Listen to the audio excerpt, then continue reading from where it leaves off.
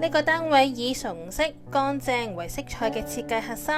建構出兼具美感同埋功能條件嘅4房2廳空間。屋主期望喺有限嘅尺數入邊，兼顧收納、生活實用性同埋家人需求。兩邊玄關櫃唔單止提供日常置物嘅機能，仲係以系統櫃規劃咗一系列豐富收納性嘅櫃體，令收納機能一路延伸至客廳。因此設計師以全白為主，營造清爽而且唔失層次嘅居家氣氛。想要有櫃體嘅收納機能，但又想要電視儲藏空間更為簡約，試一試將電視櫃嘅收納轉移到電視機嘅旁邊。呢一種嘅設計手法可以確保電視儲藏唔會被過分分割。櫃體整合嘅概念亦都讓設計更有整體性。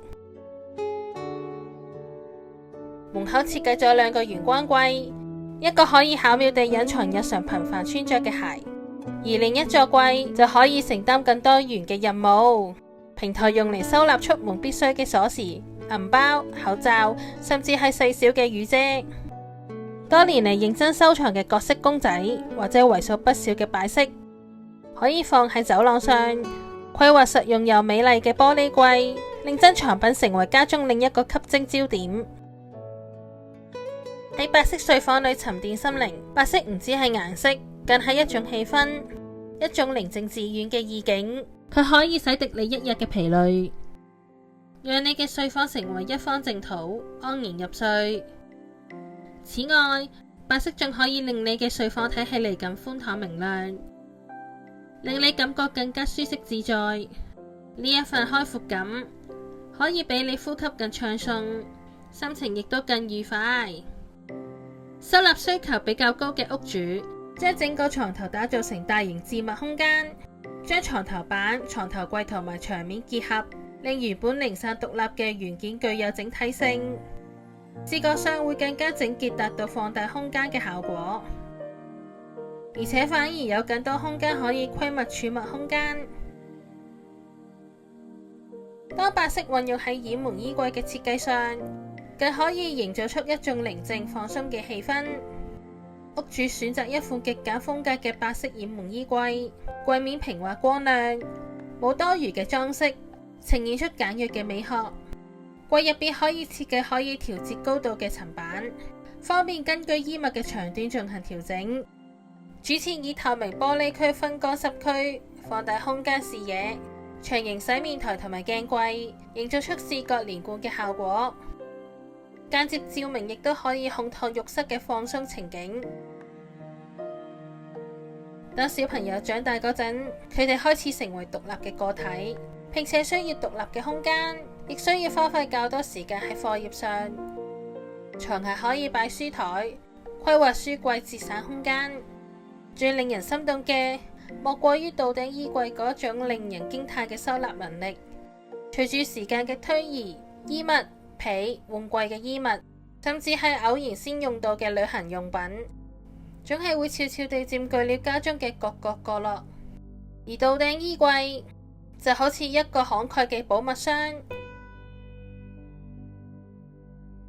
無論係系統櫃、木作櫃定係金屬書櫃，都可以將門片換成玻璃材質。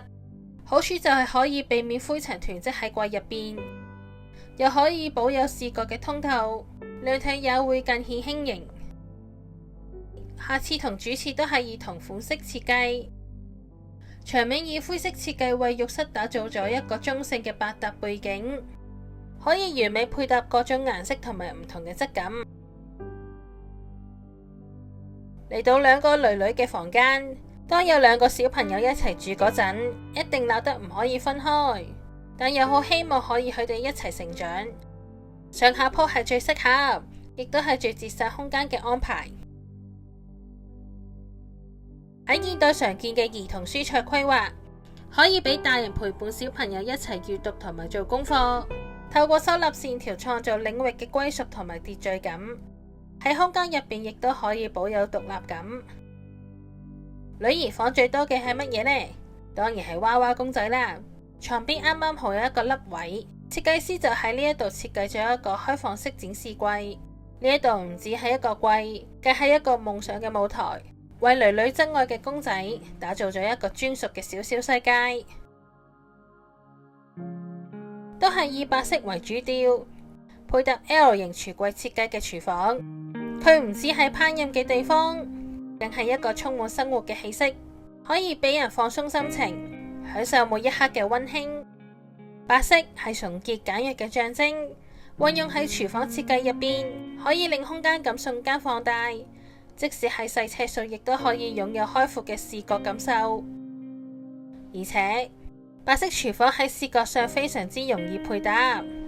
例如鮮艷嘅廚具都可以完美融合，展現出獨特嘅個人風格。